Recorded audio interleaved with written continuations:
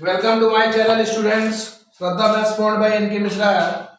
Today we will discuss compound interest. That is the very most important topic for the competitive exams.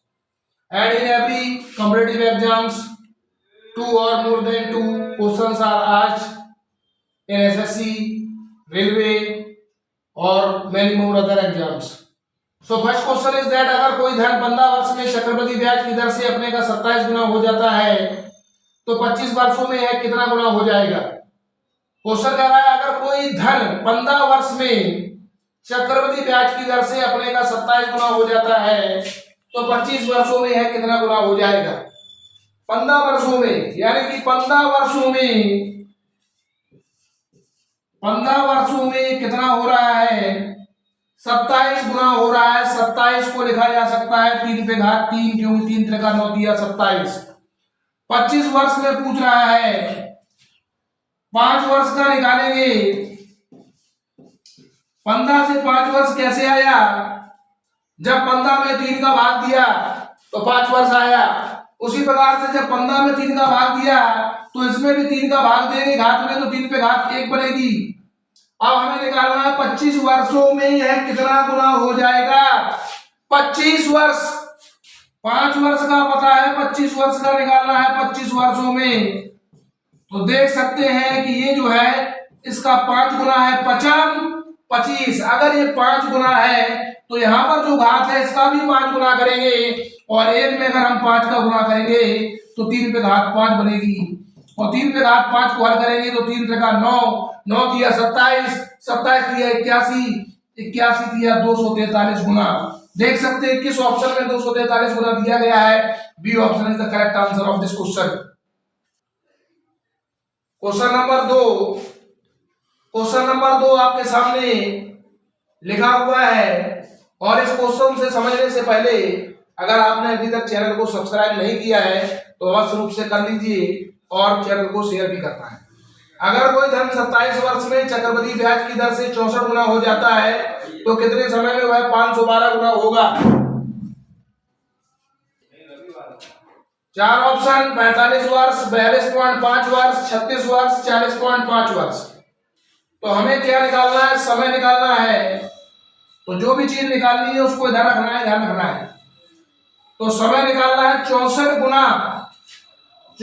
गुना हो रहा है 27 वर्ष में। 64 गुना 27 वर्ष में 64 की संख्या का वर्ग है 8 का वर्ग, यानी कि 8 पे घात 2 गुना हो रहा है ये 27 वर्ष। 27 वर्ष को क्या लिखेंगे हम लोग, 27 को 27 ही बना रहने देते हैं। तो कह रहा है अब 8 पे घात 1 का निकालेंगे। 8 पे घात 1 का मतलब इसमें हमने 2 में 2 का भाग दिया तो 1 आया, 2 का भाग देने पर 1 आया।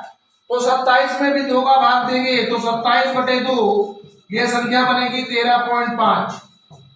पूछ रहा है हमसे वह 512 गुना हो जाएगा।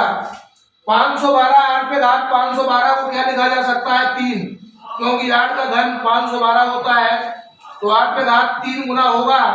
तो 8 पे घात जब 1 था तो 13.5 था, घात यहाँ तिगुनी हुई, तो जो मान है 13.5 में भी 3 का गुणा अगर कर दिया जाए तो यह संख्या आएगी 3 × 15, हाथ से 1, 0 3 एकम 3 1 4, 40.5 वर्ष। देख सकते हैं कौन सा ऑप्शन सही है, 40.5 वर्ष। D option is the correct answer. प्रश्न नंबर 3, कंपाउंड इंटरेस्ट का प्रश्न नंबर 3। कोई राशि एक निश्चित प्रतिशत ब्याज दर पर 3 वर्षों में रुपए 8028, कितनी बच्चों 8028, और 6 वर्षों में 12042 रुपए हो जाती है।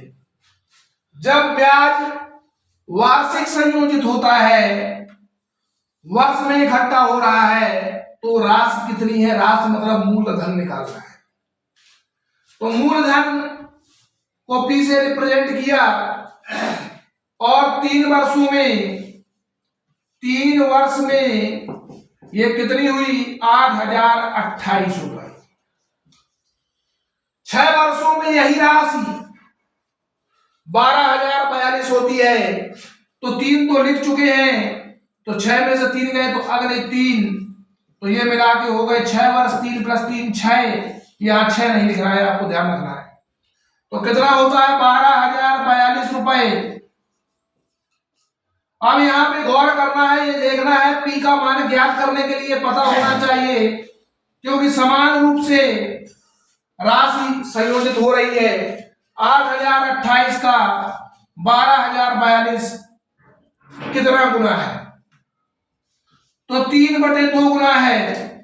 कैसे पता पड़ा? 2 का भाग देंगे तो 2 चौको 8, 0, 2 चौको 8, 0, 2 एकम 2, 2 चौको 8, 3 का गुणा कराएंगे 3 चौको 12, 3 एकम 3 एक 4, 0, 3 चौको 12, 3/2 गुना हुआ 3 वर्षों में, पिछले 3 वर्षों में, तो ये भी 3/2 हो जाएगा।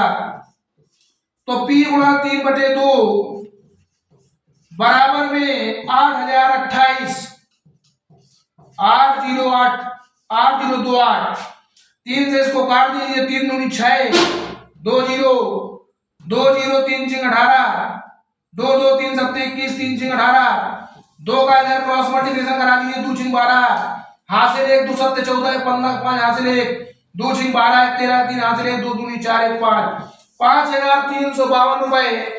किस ऑप्शन में? First option is the correct answer of this question. Question number 4, यदि एक निश्चित चक्रवृद्धि ब्याज की दर से एक निश्चित धनराशि 7.5 वर्ष में 6400 रुपए हो जाती है। कितनी हो जाती है? 6400 रुपए। तो धनराशि P मान ली 7.5 वर्ष में कितनी हुई? 6,400 रुपए हुई। और 15 वर्षों में यहां से 15, तो यहां से 7.5, तो 15 वर्षों में कितनी राशि हो गई? 8,000। तो कह रहा है मूलधन ज्ञात करना है। अब ये बताइए कि 6400 का कितना गुना है? 8,000। तो 64 का अगर 5/2 किया जाए, 5/4, तो 16 पंचे 80, 64 का 5/4 80 हुआ, क्योंकि 2 0 से 2 0 खत्म हो गया। 5/4 है गुना, तो ये भी 5/4 गुना होगा।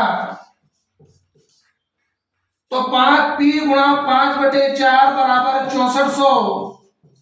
हल करने का पूरा मेथड सीखना है।